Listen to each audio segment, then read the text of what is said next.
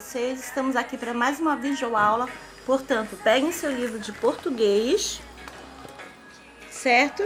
E vamos abrir o livro na página 117. Hoje nós vamos ver sobre um gênero literário chamado narrativa.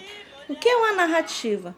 Narrativa é quando alguém nos conta uma história, certo? Ela pode ser uma história verídica ou então pode ser uma história criada. Quando nós falamos do gênero narrativo, normalmente alguém começa descrevendo a história e no meio dela pode acontecer de nós usarmos os dois pontos, que é quando uma pessoa vai falar, como por exemplo, ela disse, dois pontos. Em seguida, no próximo parágrafo, nós temos um travessão, que significa que a pessoa vai falar após um dedinho de imagem, certo? Vamos conhecer a nossa história de hoje, chamado Primeiro Dia de Escola. Nós morávamos numa aldeia chamada Pedrinha do Sol, e a escola ficava na Pontinha da Lua, que era o nome da aldeia vizinha. Um caminho muito estreito ligava a Pedrinha do Sol à Pedrinha da Lua. Era um caminho comprido que parecia nunca ter fim. No meio da caminhada, comecei a imaginar. Se eu tivesse um cavalo, seria muito bom. Montava nele e falava assim: galopa, cavalinho, corre mais do que um foguete. E o cavalo, que seria muito meiguinho, ia da Pedrinha do Sol à Pontinha da Lua num instante. Enquanto caminhávamos, a minha avó me deu 3 conselhos. Conselho número 1. Não brigar, porque tudo se resolve com palavras. Conselho número 2. Prestar atenção nas aulas e fazer todas as tarefas que forem pedidas. Conselho número 3. Não jogar comida fora e aprender a gostar de todos os sabores.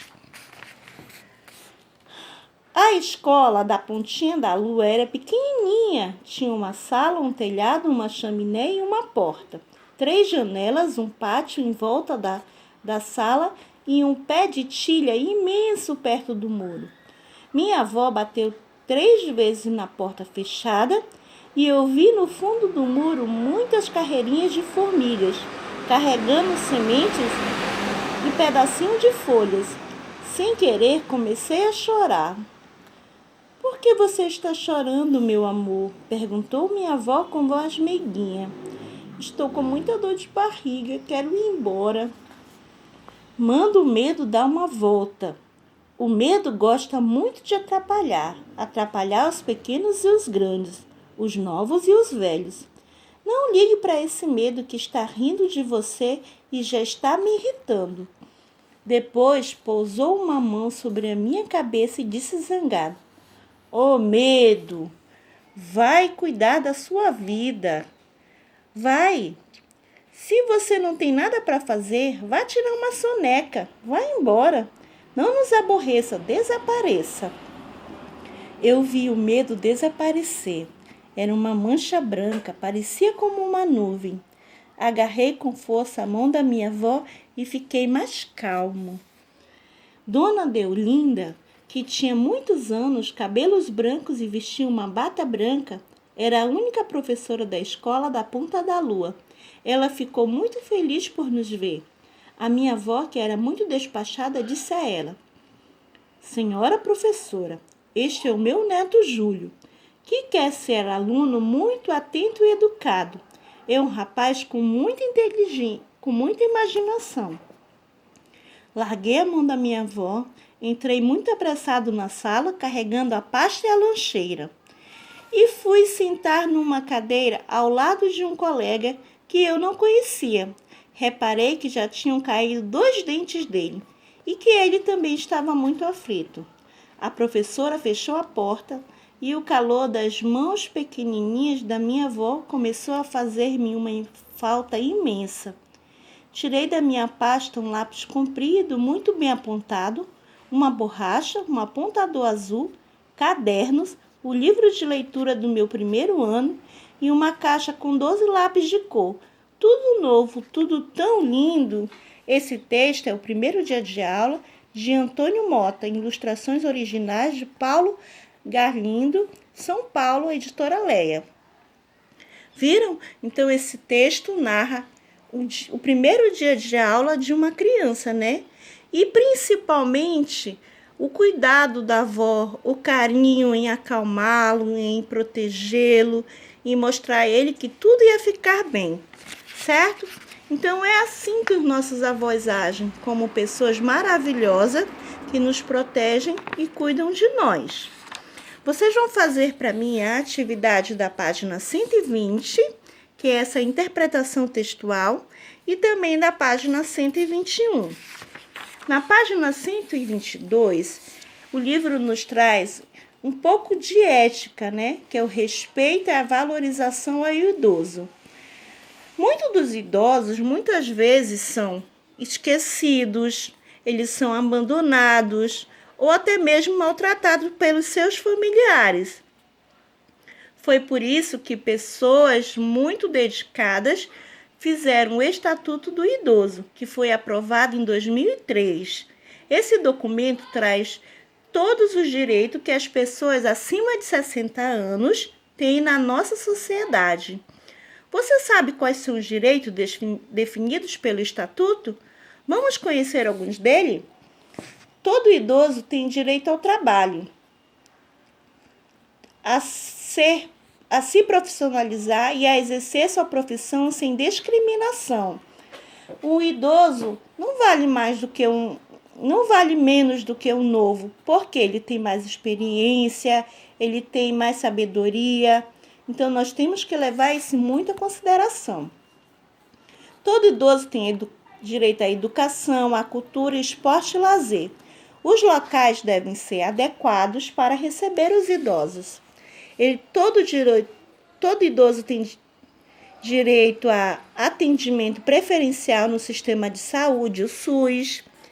Previdência social, os idosos têm direito a uma aposentadoria que garanta o seu direito de comer, de comprar remédio, de se vestir. Todo direito tem direito à alimentação. Os idosos devem receber assistência caso não tenham condições de se sustentar. Transportes coletivos. Pessoas com mais de 65 anos têm direito ao transporte coletivo público gratuito. Ou seja, eles podem andar pela frente e tem que ter assentos reservados para essas pessoas. Porque uma vez que elas ficam idosas, elas estão mais frágeis, elas sentem mais dores, o corpo pesa mais. Então, elas são muito mais sensíveis. Elas têm direito à habitação. Os idosos têm direito à moradia digna junto com a família ou em alguma instituição pública ou privada. Ou seja, aquelas pessoas idosas que não tiveram filho e não têm um parente para cuidar dele, são destinados a alguns lugares que nós chamamos casas de repouso, onde essas pessoas vão ser cuidadas por profissionais, como enfermeiros, cuidadores e médicos. Todo idoso tem direito à assistência social. O idoso, em situações de risco, deve ser aconselhado e receber os cuidados necessários, como fisioterapia, acompanhamento psicológico. Mas, na grande realidade, é que muitas dessas pessoas, elas são simplesmente negligenciadas, ou seja, são abandonadas por suas famílias e nessas instituições, né? Muitas sofrem com muita solidão, muita tristeza. Quando nós envelhecemos, porque todo mundo vai envelhecer, nós precisamos de cuidados especiais, assim como as crianças. A família tem que cuidar, tem que ajudar, tem que ter muita atenção para não deixar o banheiro molhado, tem que ter cuidado com a acessibilidade, porque às vezes eles têm dificuldade até mesmo para subir pequenos degraus. Então, envelhecer é tornar-se uma criança novamente. Então, nós como famílias devemos cuidar dessas pessoas e ampará-los. Eu vou deixar aqui para vocês essa atividade que vocês deverão fazer no caderno, as seguintes perguntas. Em sua opinião, por que o Estatuto do Idoso é importante? Em vez de relatar aos colegas, vocês vão escrever uma situação de cumprimento de algum desses direitos que você tenha presenciado. Você também vai escrever para mim se você conhece ou convive com algum idoso e como é o dia a dia com ele. Conte, no caso, você vai escrever para mim, porque nós não podemos contar para os colegas ainda, certo? Essa foi a nossa aulinha de hoje e eu deixo para vocês um grande beijo. Não esqueçam da atividade que está aqui no workboard, certo? A página 121 e também a 120 e 121, tá? E também a 123 no caderno. Vou colocar aqui, ó. 120 e 121.